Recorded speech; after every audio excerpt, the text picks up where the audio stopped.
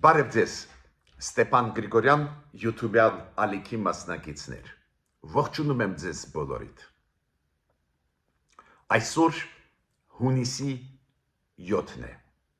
Մենք շարունակում ենք մեր աշխատանքը։ Ես ուզում եմ ողջունեմ Սփյուռքահայությունը, Արցախահայությունը, բոլոր առանց բացառությամբ Հայաստանի Հանրապետության քաղաքացիներին։ Մեր աշխատանքը անչափ կարևոր է այսօր։ Տեսակ ինչ ինֆորմացիոն հոսքեր են գնում, ինչ հիբրիդային պատերազմ հայտարարվեց Հայաստանին, ստերը տարածվում են, մանիպուլյացիաներ, այդ հարվածները, այդ պայքարը գնում է տարբեր տեղերից, խոսել ենք դրա մասին, բայց մենք դրա ականատեսն ենք ամեն օր։ Դա է պատճառը, որ մեր YouTube-յան ալիքը, որը ստուգում է վերստուգում է ինֆորմացիան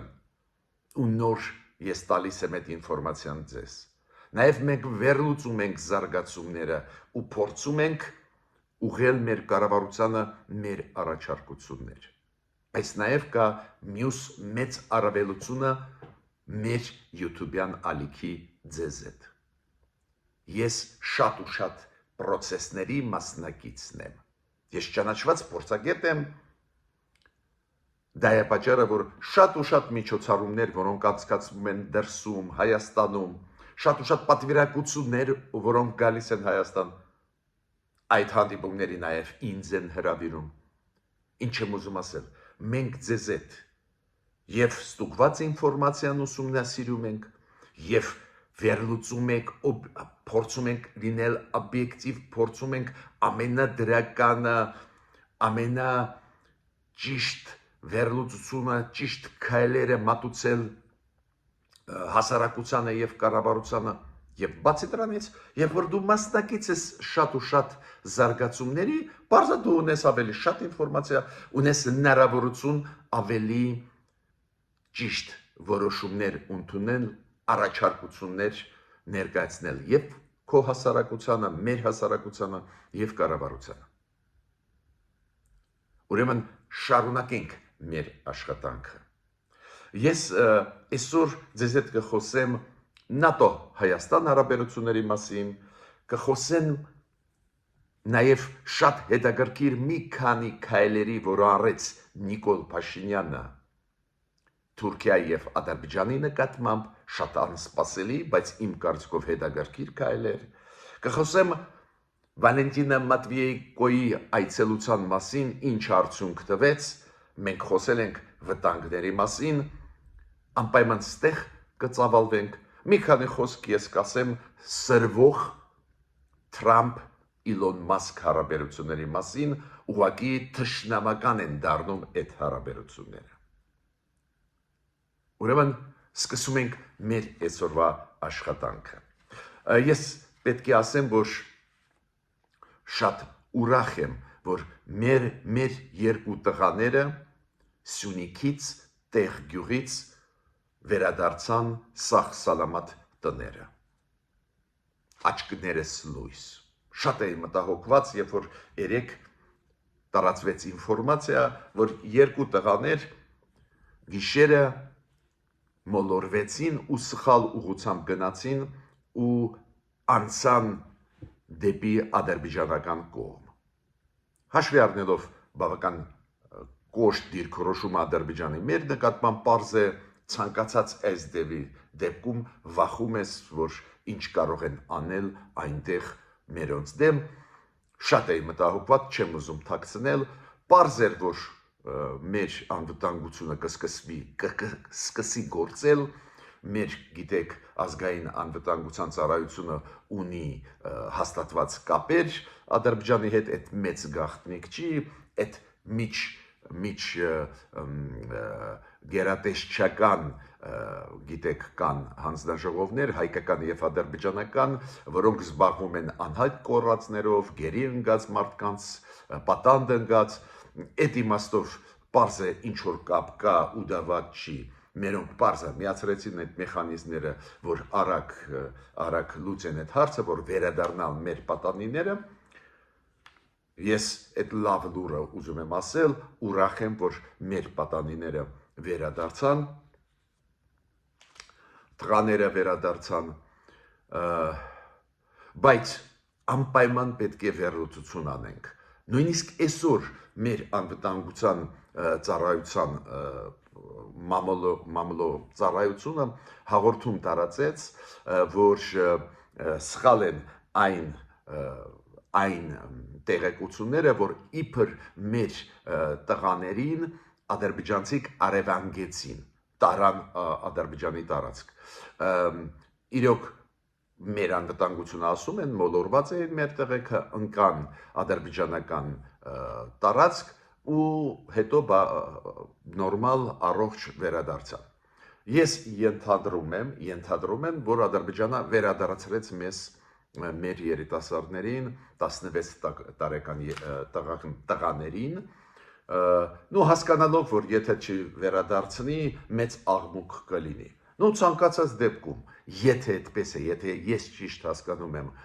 որ ադրբեջանցիք վերադարձրեցին մեր տղաներին, դա համարում եմ շատ դրական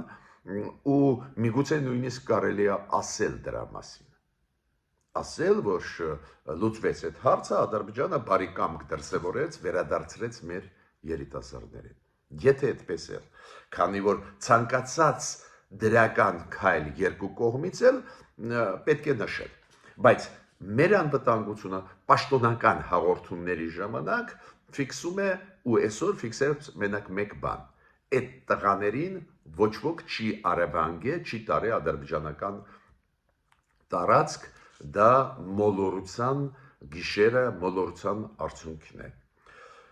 Ես ստեղ ունեմ լրացնելու մենակ մեկ բան։ Իրոք կան պոստեր, դուք գիտեք, այո, այն մասում հայ-ադրբեջանական սահմանը դեր դելիմիտացված չի, հասկանալի է, դեր սահման չի, ինչ որ գիծ է, էլի, ադմինիստրատիվ գիծ է Ադրբեջանի եւ Հայաստանի միջև, բայց միջև անցկացնենք դելիմիտացիա, դեմարկացիա, եթե անցկացնենք մոտ ժամանակներս, եթե անցկացնենք, միջև այդ անցկացումը անպայման պետք է այդ պոստերում, այդ պոստերը, որոնք կան, ասենք իրանց հնարավորությունները ուժեղացնենք, որ այս ձևի մոլորության մեջ ընկած մեր քաղաքացիները չհայտնվեն ադրբեջանական տարածքում։ Ստեղ անելիք ունեն իշխանությունները, օրինակ քննչական մարմինների հայտարարությունը նա է, որ գործ հարուցվեց արևանգման հատկանիշներով, ու դա ապակող որոշում է մեզ։ Մի կողմից անվտանգությունը ասում է ոչ մի արևանգում չի եղել, տղեկը վերադարձան, մոլորության արդյունք է, ու ես հակված է հավատալ այս վերսիայի, չեմ ուզում թաքցնել, բայց մյուս կողմից մյուս պետական ինստիտուտը, դա քննչական կոմիտե է, գործ հարուցեց արևանգման հատկանիշներով այս երկու մեր տղաների հարցում։ Մյուս հարցը, որի մասին ուզում եմ ասել, ես նոր ձեզ ասեցի, որ անսպասելի քայլեր արեց Նիկոլ Փաշինյանը, վարչապետը Հայաստանի։ Ինքը շնորհավորեց Ադրբեջանը այդ իսլամական, մուսուլմանական տոնի կապակցության Կուրբան Բայրամ։ Ինքը շնորհավորեց եւ Ադրբեջանը, եւ Ադրբեջանի ժողովրդին, եւ ցանկություն հայտնեց, որ լինի խաղաղություն եւ բարգավաճում երկու ժողովուրդների, Հայաստանի եւ Ադրբեջանի պետությունների եւ ժողովուրդների միջեւ, որ խաղաղություն լինի, զարգացում լինի։ Անսպասելի քայլ է, բայց իմ կարծիքով այդ քայլը շատ լուրջ քայլ է, դրական քայլ է, քանի որ օկտոբերոտ պահից Կուրբան Բայրամ այդ տոնակատարության հետ կապված, տոնի հետ կապված շնորհավորել Ադրբեջանը եւ Ադրբեջանի ժողովրդին իրոք նուրբ դիվանագիտական քայլ է, Բացի դրանից Նիկոլ Փաշինյանը ունեցել է հեռախոսազրույց նախագահ Էրդողանի հետ, Թուրքիայի նախագահ, ու ինքը նաև Էրդողանին շնորհավորեց Կուրբան Բայրամ այդ տոնի կապակցությամբ շատ հետաքրքիր էր Էրդողանի արձագանքը, դու պարզ է ինքը շնորհակալություն հայտնեց Նիկոլ Փաշինյանին, որ ինքը շնորհավորեց, բայց բացի դրանից Էրդողանը շնորհավորեց Նիկոլ Փաշինյանին ինչի կապակցությամբ, որ Հայաստանում մյուս տարի պետք է անցնի եվրոպական քաղաքական համայնքի գագաթնաժողով։ Դա շատ հետաքրքիր էր։ Պարզ է, որ Հայաստանը կհրավիրի նաև Էրդողանին, դա ակնհայտ է, եթե դու այս ձևի մեծ ֆորում քո մոտ հավաքում ես, չես կարող անտեսել Եվրոմիության գործընկերների, Եվրոմիության կամ եվրոպական այլ երկրների, ու ստեղ Էրդողանը այս ձևի քայլ արեց, փոխադարձ դրական քայլ արեց Նիկոլ Փաշինյանի նկատմամբ։ Դա շատ լուրջ երկու մեսիջներ են, որոնք ուղարկվեցին Նիկոլ Փաշինյանի կողմից Ադրբեջանի ղեկավարությանը եւ Էրդողանին, Թուրքիայի ղեկավարին։ Նաեւ պարզ է Նիկոլ Փաշինյանը Իրանի նախագահ պարոն Պեզիշկյանին հետ անցկացրեց հեռախոսազրույց, պարոն Պեզիշկյանի հետ, Իրանի նախագահի հետ Նիկոլ Փաշինյանը անցկացրեց հեռախոսազրույց ու Իրանի ժողովրդին եւ Իրանի նախագահին շնորհավորեց իդ Գորբան այդ տոնի կապակցությամբ։ Դուք գիտեք, որ մոտավորապես 10 օր առաջ մեր արտգործնախարարությունը հայտարարեց, որ պատրաստ է անցկացնել արտգործնախարարների նիստը գումարած 3 բանաձևի շրջանակներում։ Ես այդ բոլոր քայլերը վերջի ժամանակվա դիտում եմ այս կոնտեքստում, որ Հայաստանը ուզում է ամեն ինչ անել, որ ստացվի ստորագրել Ադրբեջանի հետ խաղաղության պայմանագիրը ու ստացվի նորմալացնել հարաբերությունը Թուրքիայի հետ։ Քանի որ մոտավորապես 10 օր առաջ, երբ որ արտգործնախարարությունը Հայաստանի ասեց 3 գումարած 3-ը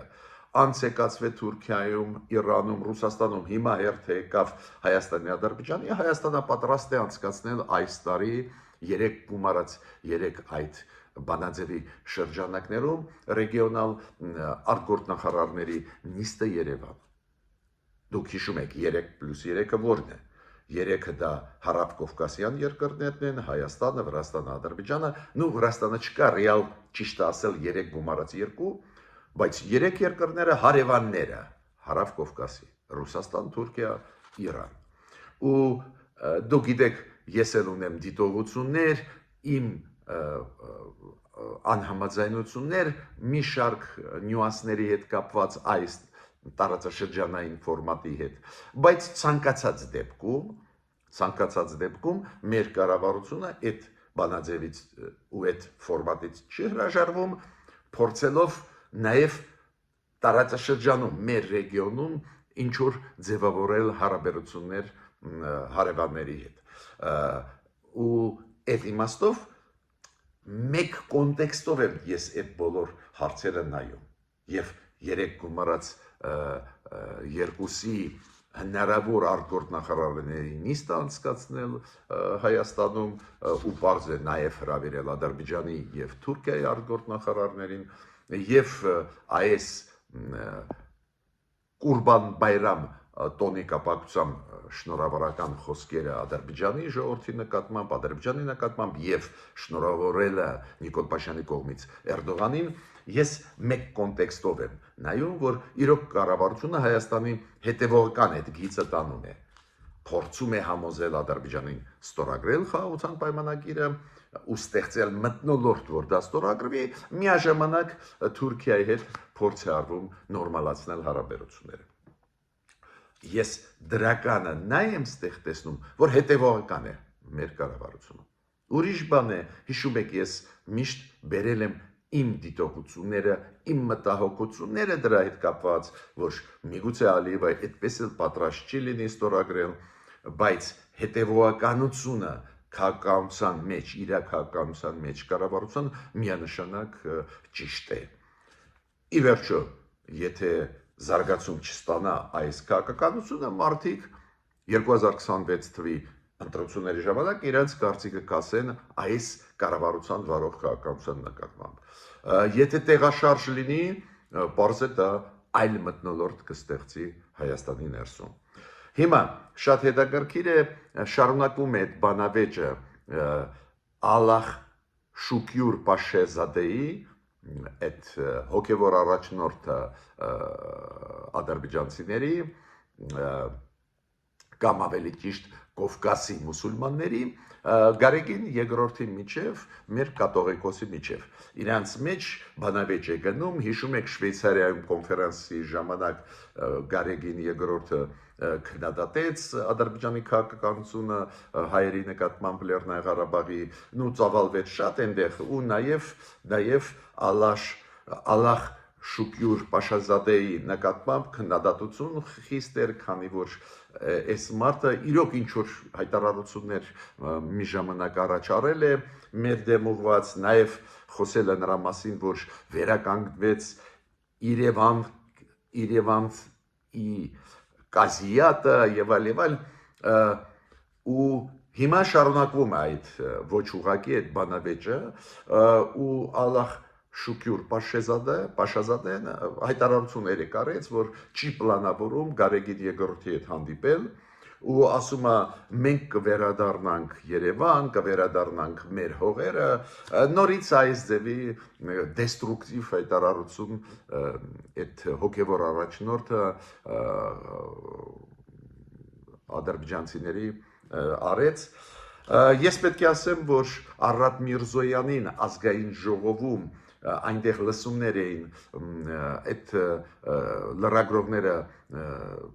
տվեցին այս ձևի հարցեր Ադրբեջանի քաղաքականությունը, նաև արևմտյան Ադրբեջանը այդ գաղափարախոսումը։ Նո Արարատ Միրզոյանը ինչ ասեց։ Բանակցային սեղանի վրա այդ հարցը չի դրվում։ Ոչ ադրբեջանցիք, ոչ մենք չենք բարձրացրել հարցը կապված Ադրբեջանի ցիների վերադարձ Հայաստան,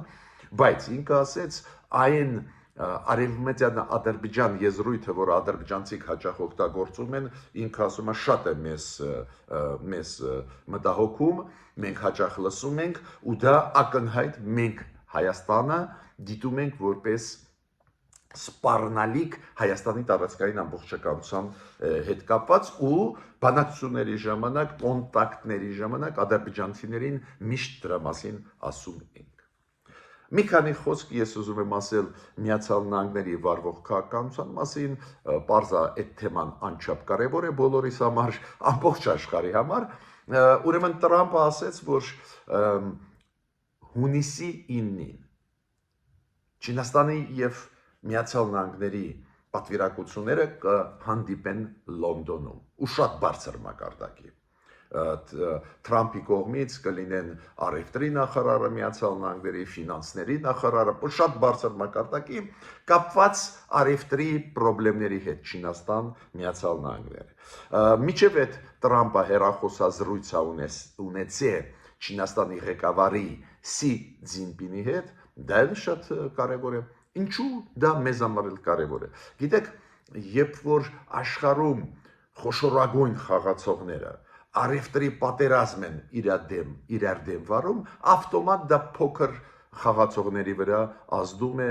գինը ապրանքների, շրջանառության ապրանքների աճում է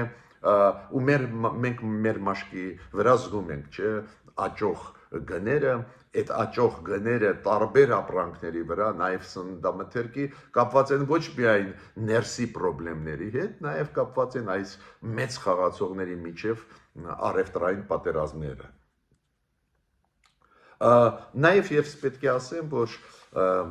Վրաստանում Միացյալ Նահանգների դեսպանը Ռոբին Դանիգանը հայտարարեց, որ ինքը հրաժարական է տալիս, դադարեցնում է իր դիվանագիտական 33 տարվա աշխատանքը ու այդ ասում է իմ անձնական որոշումն է դուրս գալ աշխատանքից, ուրեմն Վրաստանում կփոխվի դեսպանը։ Ես պետք է ստեղ ասեմ, որ գիտեք մի նյուանս կա։ Ինչքան գիտեմ, նոր դեսպան է նշանակվել Միացյալ Նահանգների Ադրբեջանում, երբ որ այդպես կտրուկ փոփոխություն է լինում արտաքին քաղաքականության ոլորտում, էդ էլ Միացյալ Նահանգների մակարդակի մասշտաբի երկրի, երբ որ դեմոկրատական ադմինիստրացիային փոխեց հանրապետական ադմինիստրացիան ու Տրամպը դարձավ նախագահ, շատ տրամաբանական է, որ նաև դեսպանները տարբեր երկրներում փոխվեն, քանի որ նոր եկավ ադմինիստրացիան ու Տրամպի արտաքին քաղաքականությունը տեսնում եք ինչքան բարդ է որակապես եւ քանակապես եւ բոլոր պարամետրերով տարբերվող Բայդենի արտաքին քաղաքականությունից ու պարզ է որ շատ բնական է որ դեսպանները նաև փոխվեն նաև այդ թվում Կովկասում, Հարավային Կովկասում ու ստեղ ինձ համար զարմանալի չէր որ դեսպանը Միացյալ Նահանգների Վրաստանում հրաժարական ռեալ տվեց ու նոր դեսպան Տրամպի թիմից կգա դա նաև պետությունների համար ձեռնտու է քանի որ Տրամպի մարդը կգա ու կփորձեն ինչ որ հարցեր իրանք լուծեն ես նաև ստեղ պետք է ամերիկյան քաղաքականության հարցով գիտեք ինչ գումարել Մասկը Տրամպի հետ իրոք շատ լուրջ լարված վիճակի մեջ են եւ վերջի հայտարարությունները Մասկի կապված մի շարք որոշումների Տրամպի ադմինիստրացիայի տարբեր հարցերից շատ Իլոն Մասկը շատ ցավոտ ընդունեց շատ խիստ քննադատեց Տրամպն էլ իմպուլսիվ մարդ է ինքն էլ խիստ արձագանքեց ու բավական լարված իրավիճակ հիմա ստեղծվեց Իլոն Մասկի եւ Դոնալդ Տրամպի միջև հաշվի առնելով որ Իլոն Մասկը իրոք ազդեցիկ մարդ է նույն ես չեմ ասում ամենահարուստ մարդը աշխարհի չէ նվազագույն առաջի 3-ի մեջ ամենահարուստ մարդկանց աշխարհի մտնում է հաշվի առնելով իր ֆինանսական հնարավորությունները ազդեցությունները պարզ է դա լուրջ խնդիր է Իլոն Մասկը իմիջիալոց երեսով տվեց Դոնալդ Տրամպին, ասեց, եթե իմ փողը չլիներ, դու պրեզիդենտ չէիր ընտրվի, պարզ է պարտք չմնաց Տրամպը, ինքը ասեց, որ սա գժվել է այս Իլոն Մասկը, ով է ինքը, ես իր հետ ոչ էլ կխոսեմ, ուրեմն լարված է վիճակը։ Իլոն Մասկը սպառնում է, որ կսկսի աջակցել, որ Տրամպին impeachment հայտարարեն, այդ լրջագույն քաղաքական մեսեջեր Տրամպն էլ ասեց, որ այն սուբսիդիաները, այն փողը, որ տալիս է Միացյալ Նահանգների կառավարությունը, որ Իլոն Մասկի բիզնեսը ծաղկի, իրանք էլ դրանից կզրկեն Իլոն Մասկին։ Հետո Տրամպը խնդրեց Վենսին փող նախագահային հայտարարությունով հանդես գալ, քանի որ Իլոն Մասկը ոչ միայն ասեց, որ պետք է հայտարարվի impeachment Տրամպին, ինքը ասում է նախագահան հիմա պետք է լինի Տրամպի փոխարեն պարոն Վենսը, այսօրվա փող նախագահան Միացյալ Նահանգների ու Տրամպը խնդրեց Վենսին, որ արձագանքի, դե Վենսը ինչ պետք է ասեր, որ անփոխարինելի է Տրամպը լավն է, մեծ գործ արեց, ես հպարտ եմ, որ իր կողքը կանգնած եմ, բայց այդքան լուրջ է հակամարտությունը,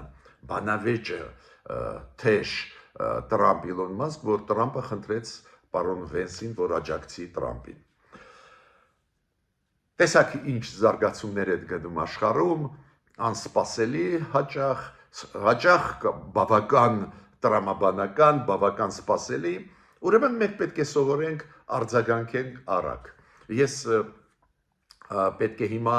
անցնեմ կարևորագույն մեզ համար թեմային, Վալենտինա Մատվիենկոյի այցելության մասին, Հայաստան պաշտոնական այցելություն էր Ալեն Սիմոնյանի մեր ազգային ժողովի նախագահի հրավերով ես միշտ ասել եմ իմ կարծիքը չեմ փոխում ցանկացած ռուսական պաշտոնյայի այցելությունը Հայաստան վտանգ է ու դա ասեցի 3 չարաչորը 3 ես չկարողացա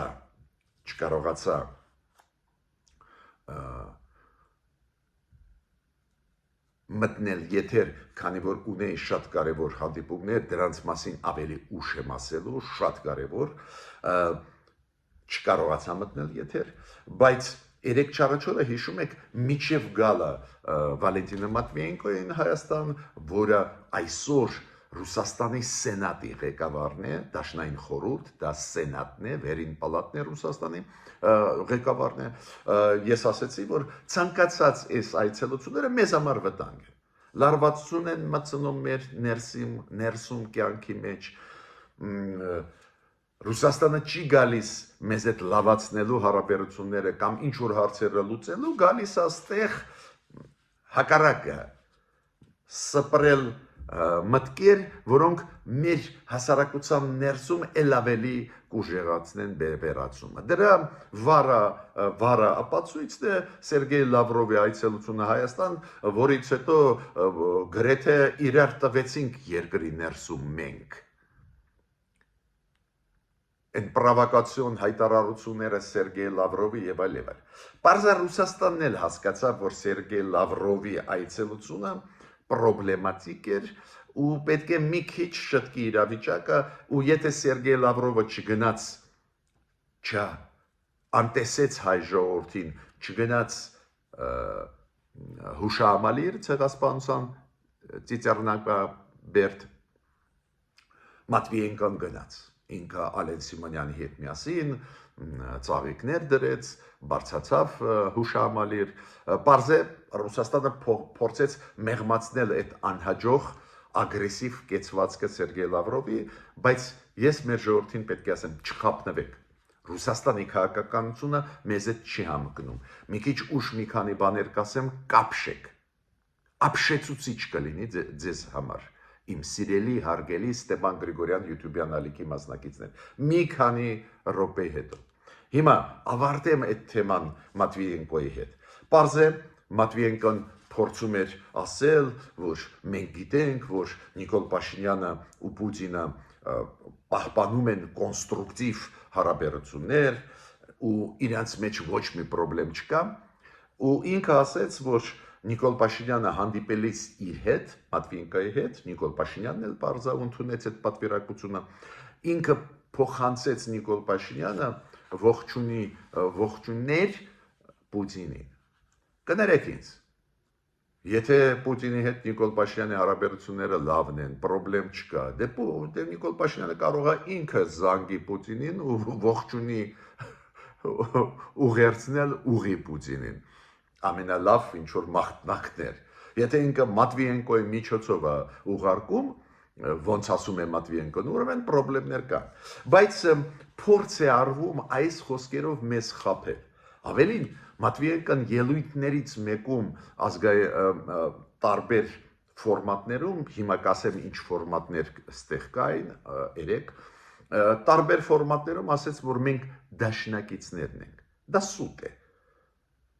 Մենք դաշնակից չենք Ռուսաստանի հետ, ու ես մի ապացույց բերեմ, որ շատ չխորանանք։ Ռուսաստանը չի տալիս մեզ զենք, որի համար մենք փող մուծեցինք։ Ռուսաստանը ասում է, այդ զենքը մենք ուղարկում ենք Ուկրաինա, չենք կարող ձեզ տալ։ Ուղղակի երկրորդ օրը Պուտինը ասեց, բայց զենքի արտահանումը Ռուսաստանից ավելացավ վերջի 1 տարվա մեջ 2 անգամ։ Դες Ռուսաստանը ամբողջ աշխարհը զենք ուղարկում է, դա կոչվում է էքսպորտ զենքի Ռուսաստանից, բայց մեր փայը զենքի, որի համար մենք փող տվեցինք, չի տալիս արիթավորելով այդ Ուկրաինայի հետ խնդիրները։ Ուրեմն մենք դաշնակիցներ չենք, ես մի գործոն ասացի, մենք դաշնակից չենք։ Բայց ինչու Մատվիենկոն այդ խոսքերը ասեց, որ ապակոն որոշի Եվրոպան, որ Եվրոպան հիաստափի, ասի, կարող է ինչ-որ սրանք խաղեր են տալիս, զզված ենք, ռուսները ասում են, որ դաշնակից ենք։ Դա մոլորեցնելու Եվրոպային։ Նույնը Մատվիենկոն եկավ մոլորեցնելու հայերին։ Հիմա ինչ որ մարդիկ, ովքեր քաղաքականությամբ չեն զբաղվում, ասում են, դե պարոն Գրիգորյան, ձեր ցավը տա, դե տեսակ Մատվիենկոն էլ ասեց, մենք ռազմավարական պարտներ ենք։ Դա գործով է ապացուցում ժողովուրդ ջան, հայ ժողովուրդ ջան։ Ինչ են իրանք անում, կոնկրետ քայլեր։ Ես մի օրինակ ձեզ բերեմ կոնկրետ քայլերից, որտեղից դուք ամեն ինչ կհասկանաք։ Դուք գիտեք, դիվանագիտության մեջ շատ գիտեք ինչ է ընդունված։ Օրինակ, Արարատ Միրզոյանը ուզում է հանդիպել Հայաստանի դեսպանների հետ, որոնք եվրոպական երկրներում են։ Ինչ է անում Արարատ Միրզոյանը։ Ու տարբեր այլ երկրների արտգործնախարարներ։ Եթե իրենց երկրի դեսպանների հետ ուզում են հանդիպել, տարեկան ժողով են հավաքում։ Օրինակ, Հայաստանում ընդունված է տարեկան ժողով։ Արարատ Միրզոյանը տարեկան մի անգամ հրավիրում է բոլոր հայ դեսպաններին աշխարհից, բերում է Երևան ու Նիկոլ Փաշինյանն ու ինքը հանդիպում են։ Քննարկելու գլխավոր ուղղությունները արտաքին քաղաքականության ճշտելու, որ դեսպանները իմանան ինչ անեն դրսում։ Եթե Եվրոպային վերաբերում են հարցեր, կամ Երևանին հրավիրում, կամ արտգործնախարարը Հայաստանի, երբ որ գտնվում է Եվրոպայում, Եվրոպայի մեր դեսպաններին հավաքում են միտեղ։ Օրինակ, վերջի հանդիպումը Բրյուսելում է Արարատ Միրզոյանի մեր արտգործնախարարների, մեր դեսպանների հետ Եվրոպայում։ 2 տարի առաջ հանդիպումը Փարիզում էր։ Դու շատ բնական է, չէ՞։ Եթե մեր արտգործնախարարը մեր դեսպանների հետ Եվրոպայում ուզում է հանդիպել իր այցելությունների ժամանակ, դա ավելի տեխնիկապես ավելի հեշտ է կազմակերպել։ Գնաց Բրյուսել Արարատ Միրզոյանը, կարևոր հանդիպումներ ունեցավ, նաև Կալասի հետ, արտգործնախարարի հետ Եվրոմիության, ու կազմակերպեցին մեր դեսպանների Եվրոպայում հանդիպում։ Ու դուք ասեք, լավ, երկար այդքան բարակխի եք բացատրում։ Հիմա Ռուսաստանը կազմակերպեց հանդիպում եվրոպական երկրների Ռուսաստանի դեսպանների հետ։ Որտեղ Լավրովը չի կարող գնալ Փարիզ, Գերմանիա, պատերազմից հետո սանկցիաներ են կիրառվում, ռեալ Լավրովը ոչ մի երկիր հանգիստ չի կարող գնալ եվրոպական։ Չի կարող գնալ ֆիզիկապես։ Եվրոպացիք սանկցիաները կիրառում են, խզեցին շատերը հարաբերությունները Ռուսաստանի հետ, մենակ փոքր ստաֆ ունեն դեսպանատներում։ Ուրեմն Լավրովը եթե ուզում է Ռուսաստանի դեսպանների հետ Եվրոպայի երկրների հանդիպի, պետք է իրանց հրավիրի Մոսկվա, ուրիշ տարբերակ չունեն։ Գտավ Ռուսաստանը տարբերակ։ Բաքվում կազմակերպում են իրենց դեսպանների հետ հանդիպումը։ Պատկերացրեք, Ռուսաստանը հրավիրում է իրենց Ռուսաստանի դեսպաններին Եվրոպայից Բաքու։ Հեսա ռազմավարական դաշնակցային հարաբերություններ։ То есть Եվրոպա Լավրովը չի կարող գնալ, Ռուսաստանի տեղակալները արտգործնախարարության չեն կարող գնալ իրենց դեսպանների հետ Եվրոպայում միտեղ հավաքեն։ Հավաքում են Բաքվում։ Այ հեսա ռազմավարական պարտներություն։ Ուրեմն պետք չի Մատվիենկոին ուզում եմ ասել, պետք չի խապել հայ ժողովրդին, որ մենք դաշնակից ենք։ Ես պետք է ասեմ, որ երկու ֆորմատով եկավ Մատվիենկոն ստեղ աշխատեց։ Մի ֆորմատ դա կոչվում է միջ պարլամենտական հանձնաժողով, մենք ունենք ռուս հայկական, քանի որ պարլամենտը Հայաստանի եւ Ռուսաստանի պարլամենտը եւ Դուման եւ Վերին պալատը սենատը ունեն համագործակցություն, հա, պարզ է, վատ լավ, ինչ որ համագործակցություն կա, այս նիստն էր ու երկրորդ նիստը, քանի որ Մատվիենկոն սենատի ղեկավար է, նաեւ շատերը սենատորները իր հետ պատվիրակությամբ եկան, սենատորներն էլ դու գիտեք, Ռուսաստանի օրենքի համաձայն դա տարբեր մարզերի Ռուսաստանի, տարբեր մարզերի ներկայացուցիչներն են։ Օրինակ սենատորը մեկը օրինակ Արխանգելսկի ղեկավարն է այդ շրջանի Ռուսաստանի կամ Ռոստովի շրջանի ու նաև այդ նիստեր ու տարբեր Հայաստանի շրջանների հետ ինչ որ պայմանավորվածություններ ձեռք բերեցին, ստորագրեցին փաստաթղթեր, չգիտեմ աշխատում է դա թե ոչ, արդյունքը կարող եմ ասել, օրինակ ԺԴ-ն երկաթգիծը Ռուսաստանի, դու գիտեք, հարավկովկասյան երկաթգիծը, այդ հետ հայկական երկաթգիծն է, ու ստեղի ղեկավարը Ռուսաստանի երկաթգծի Հայաստանում, դու գիտեք, իրանց կառավարման մեջ է Ռուսաստանի, այդ սխալ էր, պետք է փոխել այդ սխալը, որը արեցին նախկինները, Բայց այդ երկաթգիծի ղեկավարը ասեց, որ չի ստացվում աշխատացնել նավահանգիստ Պոտի, նավահանգիստ Կովկաս Ռուսաստանում ոչ լաստանավով մշտական կապ լինի։ Դες չի աշխատում, այդ մեխանիզմները չեն աշխատում։ Ես պետք է ասեմ, որ նաև Կոնստանտին Զատուլինը նորից ելույթ ունեցավ, ես կասկած չունեմ, որ պատահական ելույթ չէր, հենց երեք էր, հենց Մատվիենկոյի ստեղ գտնվելը, ու եթե Մատվիենկոն ներկայացնում է վերին պալատը Ռուսաստանի, դու գիտեք Զատուլինը շատ կարևոր պաշտոն ունի Պետդումայում, ներքին պալատում Ռուսաստանի կապված ԱՊ երկրների հետ, ու ինքը հայտարարություն արեց, որ մենք սպասում ենք, որ լինեն ընտրություններ Հայաստանում մյուս տարի, ու այս ընտրությունների ժամանակ կոպիտ ասած այս իշխանություններին կքշեն, ինքը բառ օգտագործեց, այս իշխանությունների դավաճանության պատճառով, հողի հանձնելու պատճառով, որ ժողովուրդը պատասխան կտա ու կփոխվի արտաքին քաղաքականությունը Ռուսաստանի։ Էսա Ռուսաստանի պատկերը մեր նկատմամբ ուզում եմ, որ դուք իմանաք։ Ես վերջում ուզում եմ շատ կարևոր ինֆորմացիա ձեզ տալ, Հայաստանում գտնվում է ՆԱՏՕ-ի պատվիրակությունը, շատ բարձր աստիճան պատվիրակություն է, ՆԱՏՕ-ի հետ մենք պետք է աշխատենք, խոսքը չի գնում անդամակցության, դա ռեալ չի, բոլորս դա հասկանում ենք, ու մեր կառավարությունը ընդհանրապես չի շոշափում այդ հարցը, բայց ՆԱՏՕ-ի հետ համագործակցությունը անչափ կարևոր է։ Գիտեք ինչ հարցերով։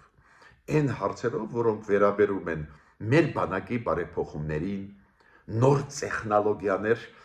ռազմական, ռազմատեխնիկական ոլորտում ներդնելը մեր բանակում, ու ՆԱՏՕ-ի հետ երկխոսություն հիմա գնում է նոր ծրագրեր, ինչ ծրագրեր կարող ենք անել, այնտեղ կան սահմանափակումներ մտցված պարզա Թուրքիայի կողմից, Ֆրանսիան մեզ է օգնում, սահմանափակում ՆԱՏՕ-Ադրբեջան համագործակցության վրա դնում է իր սահմանափակումները, բայց այնուամենայնիվ հնարավորություն կան, ես այդ պատվիրակությունը պարզ է հանդիպել եւ պաշտպանության նախարարությունում, արտգործ նախարարությունում ու մեծ աշխատանք է տանում մեր կառավարության հետ մենք ողջունում ենք, բայց բացի դրանից շատ ընդունված է հրավիրել ճանաչված փորձագետներին, ինձ էլ հրավիրեցին այդ հանդիպանը ու այդ հանդիպման ժամանակ ես ասեցի, որ ոլորտներում մենք ավելի էֆեկտիվ կարող ենք աշխատել, քանի որ ՆԱՏՕ-ի հետ համագործակցությունը շատ պրագմատիկ մենք պետք է օգտագործենք։ Այո, մենք պետք է գնանք դեպի եվրոինտեգրացիան, դու գիտեք իմ կարծիքը կոշտ, բայց ՆԱՏՕ-ի հետ աշխատանք տանելիս շատ պրագմատիկ, ինչ կարող ենք հիմա անել ՆԱՏՕ-ի հետ ու կան ոլորտներ, որոնք կարող են օգտակար լինել, ու այդ հանդիպման ժամանակ ՆԱՏՕ-ի պաշտոնյաների հետ ես իմ առաջարկությունները արեցի, դուք գիտեք, որ շատերը ինձ ճանաչում են, պարզվեց այդ պատվիրակության մեջ կային բարձր աստիճան մարդիկ, ովքեր ինձ ճանաչում էին իմ ելույթներից, տարբեր ֆորումներում միջազգային ու շատ հետաքրքիր քննարկում էր։ Ավարտեցի իմ ելույթը, խնդրում եմ բաժանորդագրվել, կիսվել, լայքել, միջ նոր հանդիպումներ։